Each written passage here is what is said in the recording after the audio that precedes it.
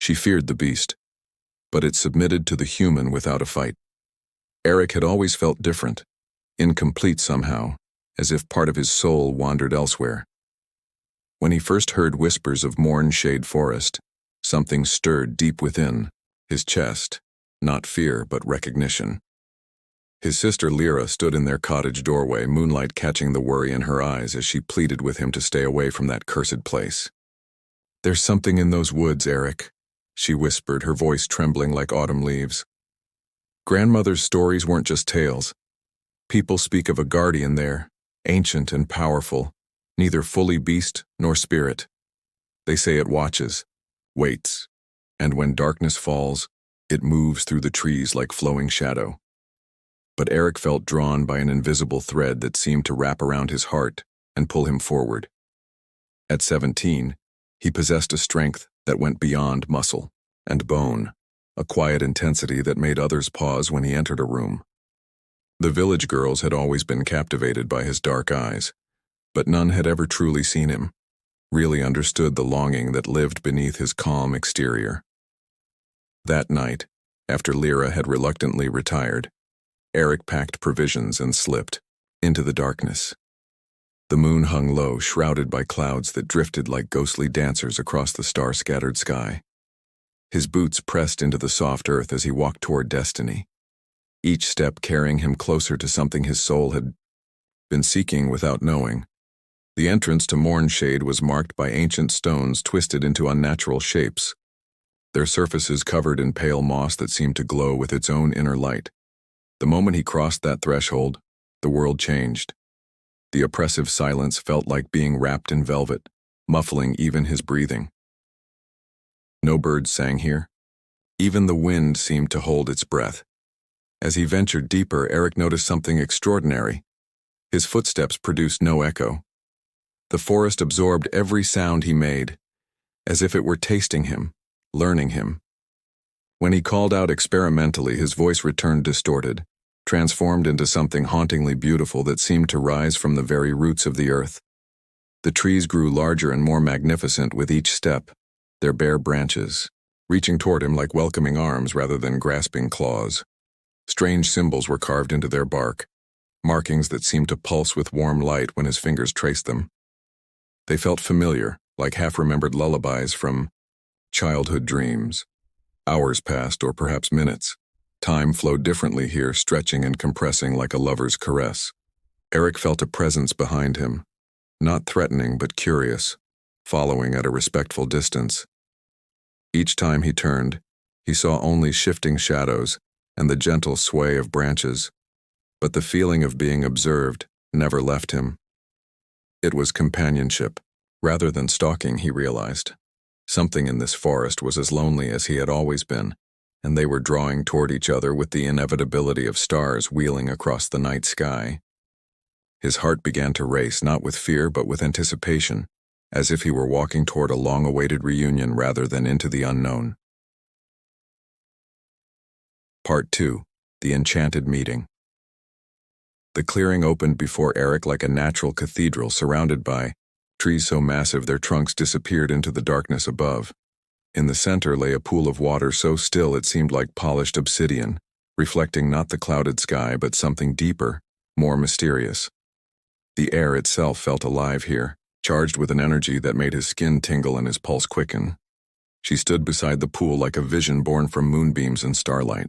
Her hair cascaded down her back in waves of silver that seemed to move with its own ethereal breeze, catching and reflecting light that had no earthly source.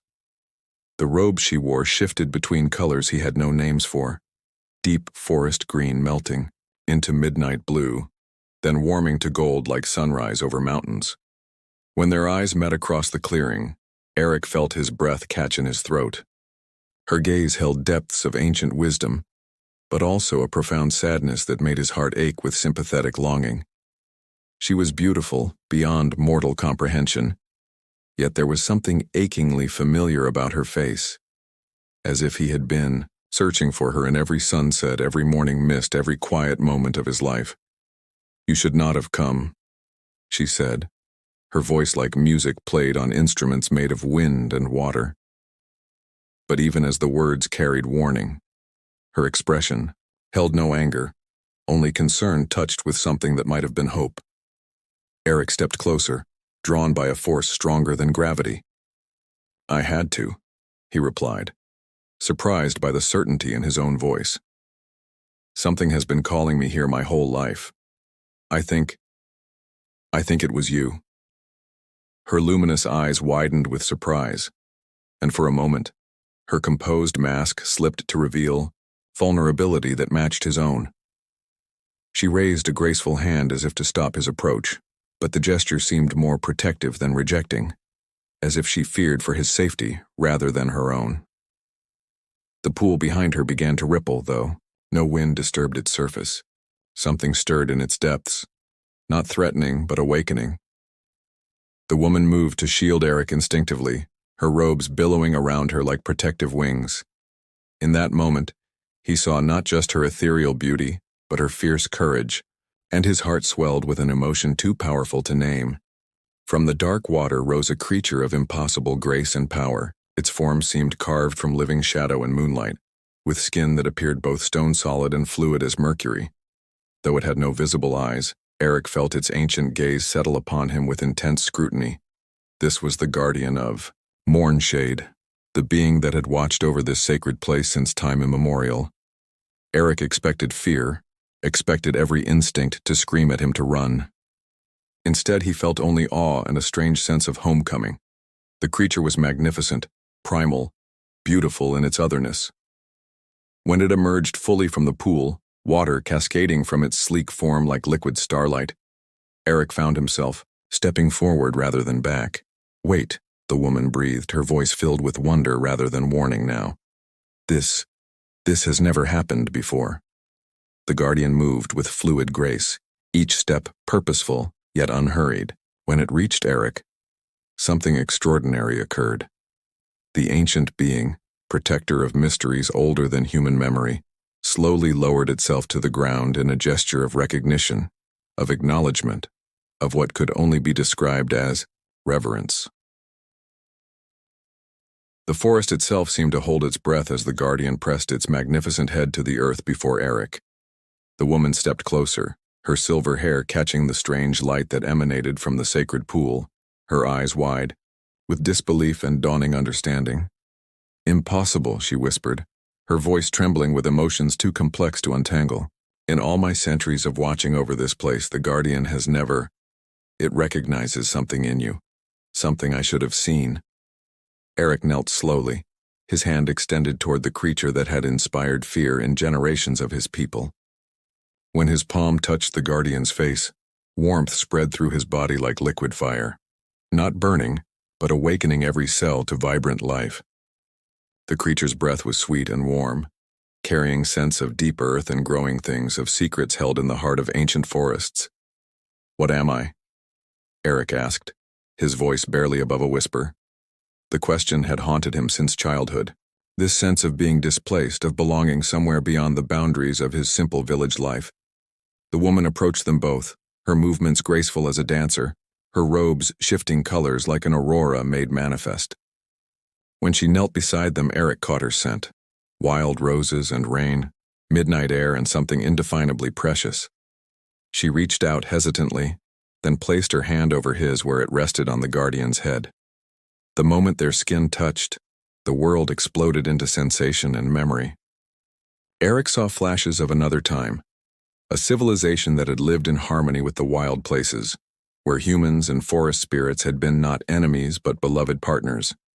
He saw himself, or someone who wore his face, standing in this very clearing, beside this same ethereal woman. Their hands joined as they spoke vows that bound not just their hearts but their very essences. "The bloodline," she breathed, tears of starlight trailing down her cheeks. "You carry the echo of the first voices, the bridge builders who could speak to both worlds. I loved you once, in another form, another lifetime. I have been waiting, guarding this place, hoping against hope that you would return to me." The guardian lifted its head and regarded them both with what Eric now recognized as benevolent approval. Its form began to shimmer and change, revealing itself not as predator, but as protector, the sacred keeper of their love story across lifetimes. It had been waiting too. holding vigil over the woman who had chosen to remain in this place rather than fade into legend. "Your name," Eric said suddenly, the knowledge rising from depths he hadn't known he possessed. "Lyrelai. Your name is Lyrelai, and you are the heart of this forest?" She gasped, her hand tightening over his. "You remember. After all these centuries, through death and rebirth and the grinding of ages, you remember." The clearing around them began to transform. Flowers bloomed from bare earth, their petals glowing with soft bioluminescence. The trees straightened and grew more beautiful, their branches heavy with silver leaves that chimed like bells in the breeze that had returned to the forest. The pool reflected not just darkness now, but the dancing lights of 1,000 stars. Eric felt the change within himself too. Not a loss of humanity, but an expansion of it. A remembering of what humans could be when they lived in harmony with the deeper magics of the world. He was still himself, but more. Connected to the green, growing things and the wild creatures and the woman whose love had transcended the boundaries of mortal existence. "The village," he said, thinking of Lyra, of the people who depended on him. "Will flourish," Lyrelai assured him, her fingers intertwining with his. "Your presence bridges two worlds now. You can bring the wisdom of the forest to your people, and their innovations to the wild places. Balance, harmony, healing. This is why you were returned to me." Days flowed into weeks as Eric learned to navigate his transformed existence. Each morning he would walk to the edge of Mornshade, where Lyrelai waited among the silver trees. She taught him to hear the songs that flowed through root and branch, to understand the language of wind and water, to see the threads of connection that bound all living things. Their love deepened with each shared sunset, each moment of discovery. She showed him hidden groves where flowers bloomed in impossible colors, springs that reflected not your face but your heart's truest desire, clearings where the very air shimmered with concentrated joy. In return, Eric brought her stories of his village, descriptions of human customs and celebrations that made her laugh with delight. "I had forgotten," she told him one evening as they sat beside the sacred pool, her head resting on his shoulder. "In my centuries of solitude, I had forgotten the warmth of shared laughter, the comfort of a voice that speaks just to me." The guardian, whom Eric had learned to call Valdris, often joined them during these twilight conversations. The ancient being had revealed itself to be not just protector but witness, keeper of the memories that spanned generations. Through their bond, Eric learned that Lyrelai had been waiting for over 300 years, sustained by love and hope, growing more ethereal with each passing decade until she was more spirit than flesh. But his return was changing her too. Color returned to her cheeks, warmth to her touch. She became more solid, more present, as if love itself was anchoring her to the physical world. The transformation was beautiful to witness, like watching a flower bloom in reverse time, gaining substance and vitality with each passing day. The village began to notice changes as well. Eric's presence brought an almost tangible sense of peace to the community. Crops grew more abundantly, illnesses healed more quickly, and disputes seemed to resolve themselves with unusual harmony. People began seeking him out, drawn by an instinct they couldn't name to ask for his counsel, his blessing, his simple presence during difficult times. Lyra was the first to understand. She found Eric one morning preparing to leave for the forest, and instead of worry, her eyes held acceptance and even pride. "You're not just my brother anymore, are you?" she said softly. "You're something more now. Something the village needs, something the world needs." Eric embraced her, grateful for her understanding. "I'm still me, Lyra, but I'm also more. There's someone I need you to meet, someone who has changed everything." That evening, Eric brought Lyrelai to the forest edge, where Lyra waited with a mixture of curiosity and trepidation. When the forest guardian appeared in human form, still ethereal but solidly present, Lyra's intake of breath was audible. "She's beautiful," Lyra whispered, then stepped forward with the courage that ran in their family. "Thank you for bringing him back to us. Thank you for making him whole." Lyrelai smiled, and in that moment she looked entirely human despite her otherworldly grace. He brought himself back, she replied. Love called to love across the void of years. I merely answered. The three women, mortal sister, eternal guardian, and the bridge between worlds, spent the evening sharing stories and dreams. Lyra spoke of village life, of seasons and celebrations, of the joys and sorrows of mortal existence. Lirelai shared tales of the forest's deep history, of creatures that visited by moonlight, of the slow wisdom that comes from watching centuries pass like days. As the night deepened, Eric felt a completeness he had never known possible. His two worlds were merging, his divided heart finally whole. The love he shared with Lirelai was not separate from his love for his people. It was the source that would allow him to serve them better, to be the bridge between human ambition and natural wisdom. Part 5. The eternal dance years flowed like a gentle river as Eric embraced his dual nature. By day, he walked among his people as counselor and guide, helping them find harmony with the land that sustained them. By evening, he returned to Mornshade and to Lirelai's waiting arms, where they would dance beneath stars that seemed to shine more brightly since their reunion. Their love became the stuff of legend, though the villagers never fully understood the magical nature of their guardian's romance. They saw only that Eric had found profound happiness with a mysterious woman who lived at the forest's edge, a being of such grace and wisdom that even the animals seemed to bow in her presence. Lirelai had chosen to become more human for love's sake, trading some of her immortal nature for the deeper joy of a shared mortal existence. She aged slowly, gracefully, her beauty evolving rather than fading. Eric found each new line around, her eyes precious, each silver thread in her hair a testament to their years together. They were wed in the sacred clearing, with Valdris as witness and the entire forest as their cathedral. Flowers of impossible beauty carpeted the ground, and every creature for miles around seemed to attend in silence. Lyra stood as Eric's family, tears of joy streaming down her face as she watched her brother pledge his heart to the woman who had made him complete. The ceremony was unlike any the world had seen, not just the joining of two people, but the binding of two realms. As they spoke their vows, the boundary between human village and magical forest became not a wall but a bridge, with Eric and Lirelai as its living keystones. Children were born to them, remarkable beings who could speak to both humans and forest, creatures with equal ease. They became the next generation of bridge builders, carrying their parents' gifts into a future where magic and mundane life intertwined like lovers' fingers. As Eric aged, he remained vital and strong, sustained by his connection to the forest's ancient power. Lirelai's love kept him youthful in spirit, while his mortality kept her grounded in the precious present moment.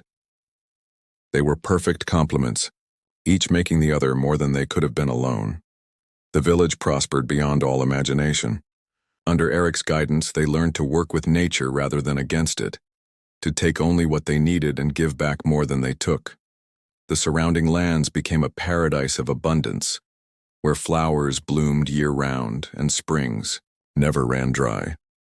On quiet evenings, when mist rose from the forest pool and starlight painted silver paths through the trees, Eric and Lirelai would sit together in perfect contentment. Their hands, now lined with age but still strong, would intertwine as they watched their grandchildren play with fox cubs and speak in whispers to ancient trees. "Do you ever regret it?"